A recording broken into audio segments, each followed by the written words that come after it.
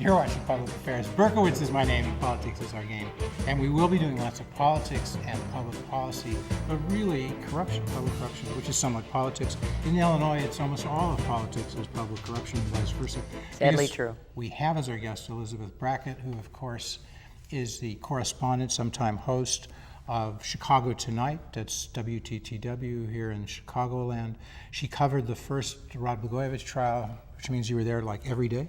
Every day. Every day. What a trooper. And now she's covering the second, the retrial. There every day? Every day. And then she troops back as soon as it's over, 4:30 or 5, run over to the studio, which is, because she's a triathlete, she could literally run, but she doesn't. Run, swim, and bike, right?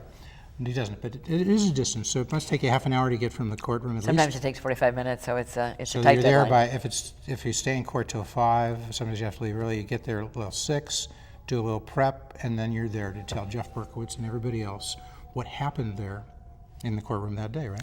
That's the idea. That's the plan. It happens most all days. the time. Right. Yeah. And it's usually the lead. It's the lead on Chicago Tonight. Usually, I noticed last week for some reason it was second or third, but usually it's the thing people are most We've given interested a in. lot of time to it, and I think it's been good. Had some good results.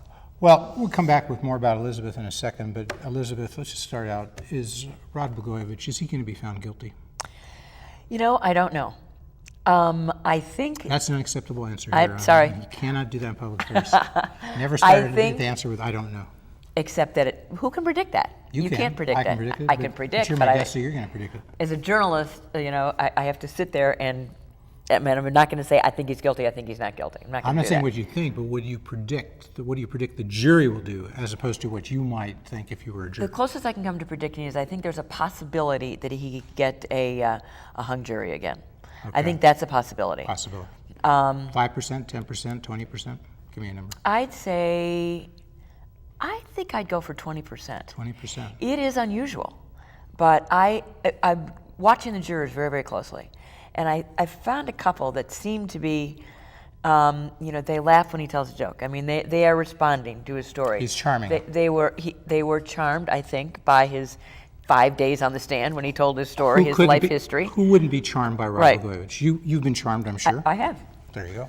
For a All while. right, so for a while. So a few jurors you think he's connecting with. I do, and whether or not he'll all he has to do is get one. But if there is a hung jury again, the government will go after him again. You sure? I'm sure. Because you've asked Patrick Fitzgerald one day when you were having a private conversation. Yes, and he that's whispered right, in your ear. right. You weren't going to tell anybody. He said, "We'll get this guy." I can't tell you my source. But it's a reliable source. It's a reliable source. But Ron Right. Safer is a former prosecutor in white-collar public corruption work, managing partner at Schiff Hardin. He says, he says if it's a third time, it's a fourth time, it's a fifth time. Same thing you're saying. Absolutely. But I'm just saying, not that anybody's asking, but if you ask my opinion, and you're Barack Obama and you're President of the United States and you do control the Department of Justice, even though reportedly Eric Holder does as Attorney General, and the Department of Justice in Washington, D.C. has to approve this kind of case before it's first filed, right? I think so. If you're going to indict When he was indicted, though, Barack Obama was not president. No, but I'm just saying it's Right. the kind of case at that time. Essentially, the Attorney General, whoever it was it Alberto, whatever? Gonzalez, yeah. Yeah. Well, he was. Yeah, I guess he was arrested in December. Actually, wasn't formally 2008. indicted. Yeah, but he wasn't indicted till April of 2009. Remember? Right. So technically, it was I do Obama. remember because I had to get my book done before the indictment came out. Glad you reminded me. That's Pay to Play. Pay to Play: How Rod Blagojevich Turned Political Corruption into a National Sideshow. This is your book. You wrote it quickly in 1 month, right? I wrote it in 6 weeks. 6 weeks. It's after the arrest, before the indictment. All right, see if we can get a shot of that, because it's a good read. You can do it quickly. But remember, it was written when? In March of 2009? 2009. All right, so that is pre-trial. Pre-trial. Oh, So yes. it doesn't include any of the As I said first before, trial or second trial? Right. But it includes a lot of the stuff that they covered, because you got all that information. Right. You spoke with a lot of prosecutors, no doubt. I spoke with They a lot leaked. of people. They leaked like a Yeah, leaky yeah. hose. All right, so where were we? So, I don't remember where we were. You remind me. Is he guilty? Yeah, is That's he what guilty? you want to know? All right, but so... I mean, that's a different question than what do you think? Yeah, and you're not going to tell us what you think because you're fair and balanced. It's a different, yes, that's right. It's also a different question of what do you predict. But anyway, But you're predicting that he's got a 20% shot of getting a hung jury. Of a hung jury. I do not As we think say, can Blagojevich hang the jury, so to speak? Yeah, he can hang the jury. He can get a hung jury. 20%. I think he can. I do not think he's going to get a not guilty across the board. I don't think he's going to get a not guilty on all 20 of those counts. Yeah, That is never going to happen. He can keep retrying and retrying. He may keep Count by count. He may get mistrials on all counts, third, fourth, fifth time. You say that DOJ continues to do that. I say after 2 times, Barack Obama says to Eric Holder, enough. Why wouldn't Barack Obama have said that the first time? Well, you might have gotten too much criticism. But after, I think you would have liked it, because you never know what's going to happen. We'll get into this. Rahm Emanuel's involved in some of this. When you look at those prosecutors and the passion they have about this case, I mean, remember when it was hung at the first trial? 15 minutes later, Patrick Fitzgerald said, "We're coming again." And Reed Shar was up in the courtroom saying, the judge said, "When could you be ready?" And the defense is saying, maybe 6 weeks, 8 weeks. He's saying tomorrow. Shouldn't they tomorrow, do justice? Judge. Shouldn't they have the temperament that says, Your Honor, we don't know. We're going to go back and look at this, because we do justice here. We don't sit around and just indict and go after people. And if we become convinced that maybe there should have been a mistrial, maybe we didn't make a case, maybe it's not a strong enough case for us to bring again. Wouldn't that be nice? But instead, after 15 minutes, he says, I don't have to review what happened in the trial? We're ready to go again. Should or shouldn't, but Patrick that's their Fitzgerald, attitude. if you want to come on here, the U.S. Attorney, Northern District of Illinois, we'd love to have you. It's been on TTW, right? Have you questioned Patrick Fitzgerald? He has. He Did has you not do it, been or Carol on. Marine? He has not been on WTTW about this case, but He's he's been been on on. WTTW. He was, Right. and he's never been here, so you would agree with me, Patrick Fitzgerald should be here. If Elizabeth Brackett could come here Absolutely. to tape all the way up in Skokie, Patrick Fitzgerald can, right? Right. There's the test. Okay. Good luck. Good luck. I'm going to use you as my reference. We're going to show that clip. Okay. So I'm saying they give up after, if he gets a mistrial. You're saying they come back a Right. third, fourth, fifth time. And I don't think he gets a not guilty. He It's may more get likely that he would be guilty. 20%. More counts, Would you say 20% chance of getting a mistrial on all of the 20 counts? No, probably They're not. gonna I get think he's going to get him on. Well, if they get him on 1 or 2, right now he's facing 1 to 5 years for lying to Right. the FBI. We could start talking about another, maybe it'll be 6 to 7 years, right? Any of these counts, it's going to be an extortion 7 to count. 10 or is the number that I've heard the most often. So that's it. Most likely, Right. Rod's looking at 7 to 10 years, unless he can Right. charm one juror, at least one juror on all of them, or a different juror on some of them. Right. But he's betting. You've seen Rod. He doesn't look like he has a care in the world, right? The man is astonishing. I mean, I was talking to his defense attorneys who said they are exhausted. I mean, they are just spent. He's like the Energizer Bunny. Right. I mean, he comes in there every day and is up. That is who he is. Is he a sociopath? Because maybe that's what it takes to be able to do that. Sociopath in a variety of ways, but maybe he really just thinks he's so obviously innocent that he doesn't think about I getting believe Rod convicted. Blagojevich believes he's innocent. He could pass a polygraph. He could pass a polygraph. On that question, yes. are you innocent, Rod Blagojevich? He says yes, he passed the absolutely, polygraph. absolutely. When I did my book, I talked to a lot of psychiatrists about him. None of them would go on the record because he wasn't their patient. But what they all kind of agreed on was narcissistic personality disorder. Okay. And when you look at that, it just describes him to a T. And I think that's his problem. Now, that it's not a criminal to be a narcissistic personality disorder. And in politics, it's almost around here a necessary and sufficient condition. To give the guy a break, when he came in back in 2002, you had Mike Madigan, who's the most powerful Democrat in the state, the Speaker of the House, really rules everything. Right. Sort of. What's not ruled by him is ruled by Mayor Daley #2, successor to Mayor Daley #1. So you got Daley, you got Madigan, you have Emil Jones, not quite the power, just coming in as Senate President. And so I thought, you tell me what you thought, I thought Rod Blagojevich was going to be just one of these guys, one of the boys, so to speak, that they tell what to do. He's going to be their water boy. And instead, he became a power unto his own. Right. You got to give him credit. You You agree? have to give him credit for that. And did you anticipate that? Or did I get that right? Facing Daley, facing Madigan, he was going well, to become I never power thought unto he'd his be own. their water boy. He's too strong a personality for that. You knew. Okay. But I didn't. What he didn't do though with that, in becoming his own person, which was admirable, but he made no attempt to build political relationships. I mean, Mike Madigan's not the easiest guy in the world to build a political relationship with, but he just did not do any of the relationship building that you need to do. And therefore, when the chips were down and they're calling impeachment, he had no support whatsoever. Or maybe you could remember what Speaker Madigan called Obama when he was ticked off in him with his 04 or 06, I don't remember, probably 06 when he was then a sitting senator.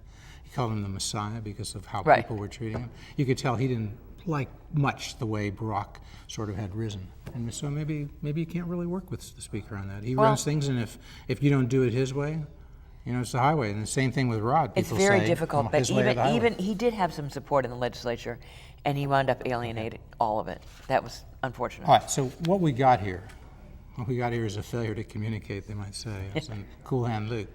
What we have here is just a case. It's a very simple case, right?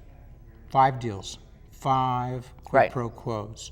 And so this time around, as we said last week with Paul Mikey, the U.S. prosecutors learned from that first case. It was viewed as too complicated, too long. They came in and really 11 days of trial testimony, half the time as last time, put forth their case. Left out most of the stuff about Tony Resco and They left Chris out the Kelly. whole first term, is really what they did. Is that okay? Right, and so they really only went after the things that they had on tape. Okay. And that was all the second term. Okay, and that was just 5 deals, 5 quid pro quos. Right. And so, and the main one, the one that's sort of the sexiest, the marquee quid pro quo would be? Selling the Senate seat. And everybody's heard not Barack, my apologies to Barack. Everybody's heard that Blagojevich, that was it. He was going to sell that Senate seat, and there were takers. Now, whether it's true or not, we'll see, and whether it's accurate. But I don't think they have a smoking gun on selling the Senate seat. There certainly is enough innuendo. There's certainly enough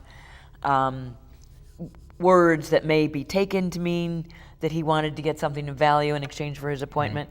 But there is no other than this is effing golden, and I'm not giving it up for effing nothing. That sounds like you think it's worth a lot if you're Rod Blagojevich and you want something for it. Right. Sounds like that. Right? It sounds like that. He didn't say it, but that's what it sounds like. But that's right. There is an explanation for it, as we learned here.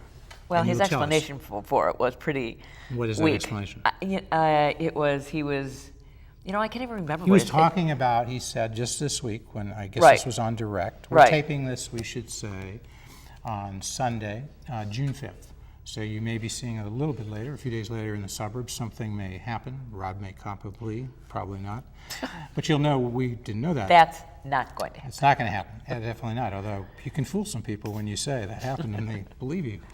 But anyway, and then so that in the suburbs, if you're watching it the week of the 5th, in the city of Chicago, it might be a week later. But the case is not going to be over, I would say, for at least 2 weeks from June 5th. I think 2 weeks is a good guesstimate. Another week they're going to have, they just started cross of Rod, probably 2 to 4 days. Well, a week in this courtroom is 4 days, because they only do 4-day weeks. But they planned that cross to last for 2.5 days. Mm-hmm. But because Blagojevich won't answer the questions with a yes or a no, as are the rules, that's we don't know if that's the rule, but we'll get into that. That's what Judge Zagel told him. He said to him in court, he said, you've got his rules. 3 choices. You can answer yes, you can answer no, or you can answer, I can't answer that question. Right. And anything else is going to get you in trouble. But he let him do it. I mean, the judge let him do it. So, And so that's why the prosecutor said, this case, we asked him how much longer he thought it would run, and he said, till the leaves turn. I don't know. We can't control this guy. Yeah, but Judge Zagel also really didn't let the defense do proper cross. He was very constraining. He actually said to one of the defense counsel, why don't you try on cross, asking a non-leading question? That's what you're supposed to ask leading questions on cross. So what was that about? But then he also said, you have to ask leading questions. The question about Judge Zagel and is this a fair trial? Is it a fair trial? I did an interview on Thursday with Joseph Lopez, who's a prominent criminal defense attorney. I saw that. And I said, is this a fair trial? There's so many rulings that are going against the defense team. And he said, according to the federal rules of evidence, this is a fair trial. Because he says the federal rules of evidence are totally biased against the defendant. Right. I said, well, how can that be? I mean, why wouldn't they be fairly written? And he said, because the government wrote them. Right. And everybody knows that a defendant in trouble. Do you agree with Mr. Lopez? I do agree with that. So would you be a down-the-road libertarian? Because when it comes from the government, it's wrong. Well, I mean, it was, and if that's why the government has a 98% conviction rate in that building. Yeah. Some people said 90%, some said 95, and you've said 98. We're going to have Patrick Fitzgerald here and find out the definitive answer. Anyway, it's a high number. It's a very high number. And so that's why it was so surprising even to get a hung jury last time. And that's why it would be very surprising again this time. Back to the Senate seat. Right. Rod is saying on direct examination, when asked about that, because he anticipated this would come up on cross, there's a saying, what Rod says at some point on one of the wiretaps, is that this seat, the ability to appoint the Senate seat, it's effing golden, because we follow that, F be the F word, and then effing golden. Rod uses a lot. He uses the word effing. If you didn't allow Rod to use in normal course of discussion the word F, he would be rendered mute. I mean, the word beginning with F. And you should point out that when we were listening to the tapes in the court, you hear the whole there's word. no beep. There's no. So the jurors are sitting there listening to all of this. I noticed some of the guys were kind of laughing, were kind of smiling. They think that was cool. And some of the women were not. Were offended. Yeah. So maybe this time if he gets a hung jury, it might be because one of the guys who liked him. Well, remember, there's only one guy. Is it just one of the others are It's alternates? 11 women and That's yes, right. There and are one man. two other men, I think. There are two other men, but they're alternates at this point. Right, that's a good point. So, all right. So he says it's effing golden. He says he's not giving up for effing nothing. And he says now on direct, he says, well, all I meant when I said it's effing golden is that, there's so many things I can do with this. That's so right. much power I have now to do good. For the people of Illinois. People of Illinois. And also do good for me. Yeah, you're right. Okay. That's the mantra.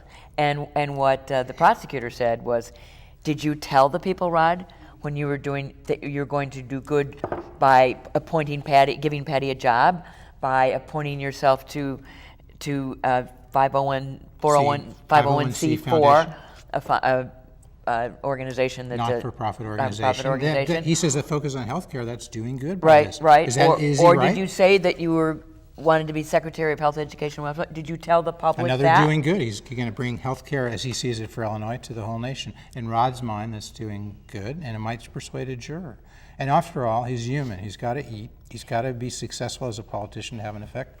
I think it's look, given that Rod had the facts against him in this case, he has the law against him in this case, he has, in this time around, counsel who are less experienced, less flamboyant than he had last time, a strict limit on how much he can spend and resources. Right. He's done a lot of things that suggest they're wrong. A lot of people have heard all about it. He's got wiretaps. Given all that, I'd say the guy has done a tremendous job. His counsel has done a tremendous job because he's got a shot at actually getting another hung jury. I would agree with that, but the prosecution has been brutal on this cross. We've got the first hour. You see, I don't think it's been so brutal. Oh my goodness. Yeah, I know it's an unconventional You're view. kidding. Well, look, the prosecutor starts out with the cross-examination. He just started this folks on Thursday of last week as we tape, and it's Reed Shar. And Reed comes up with a great first question. He says, "You're a convicted liar, Rod Blagojevich, aren't you?" Correct. Convicted liar, Rod Blagojevich. And Rod says, he answers it directly with a yes, yes. You get an answer like that and move on, Because then he tried and isn't it the case that you went downstairs that very same day and there was a press conference and then you lied? And you lied about it. And he says, no. He said, I didn't lie. He says, well, you said this. But that went on for 15 minutes. But that was Reed's mistake, don't you think? I think on that it probably was. But I do think I think their mistake was that they were such attack dogs that the jury may feel sorry for Blagojevich, and not like the way he's been so attacked. If you're going to be a good trial lawyer, you got to have that ear, and that you hear what isn't being said. Reed Shar was, his shaking, his face was red. He was like, I thought he was out of control for a prosecutor. You never lose control. You ever heard the saying, good litigators, they don't sweat. Literally, they don't sweat. Nothing that happens is going to bother them. And, and it's good to show some emotion, which he hasn't been doing on direct. It's good to get away from this monotone questioning. Well, I think they took that a little much too hard. Because they said last time they didn't show any emotion. They didn't get the story out. Well, boy, they're getting it out this time. But the meat of this thing is, so Rod's got a defense. We're now hearing it. He's trying to do well. He's trying, I'm putting it in correct English. He would say do good, okay, whatever.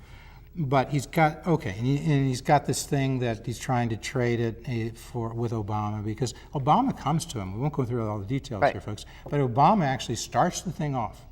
Little neglected fact here. Before he's elected, right? Isn't it the night before he's actually elected? He calls his buddy, Tom Balanoff, union boss, SEIU, Service Employees International Union, and said, Valerie Jarrett, Obama says, I think she should be as a senior advisor to me, but she would like to be a U.S. Senator. So Balanoff says, essentially, I'll see what I can do. He's going to Blagojevich because he's his friend.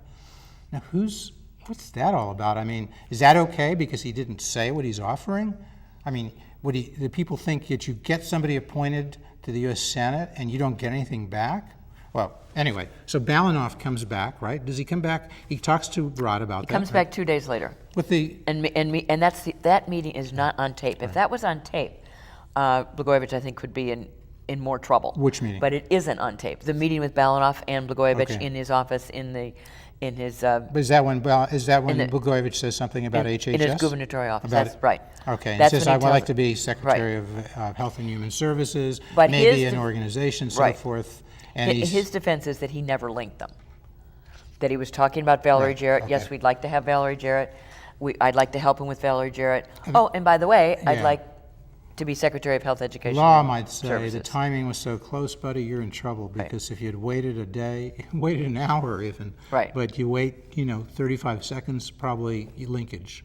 But be that as may. Okay, so he comes back with that, and I think Balanoff tells Valerie Jarrett that, and they kind of laugh about him. But how does it get back to Obama? We never know that it does. We don't know that it does. No. So, but somebody must have they're told trying him to figure something. out if it does, and so they're trying to contact Valerie Emanuel. Jarrett, Did this really Valerie, happen? at that time, you just pick up the phone, and she's probably got Barack on speed dial, right? Oh, yeah. So somehow she got back to him. Okay.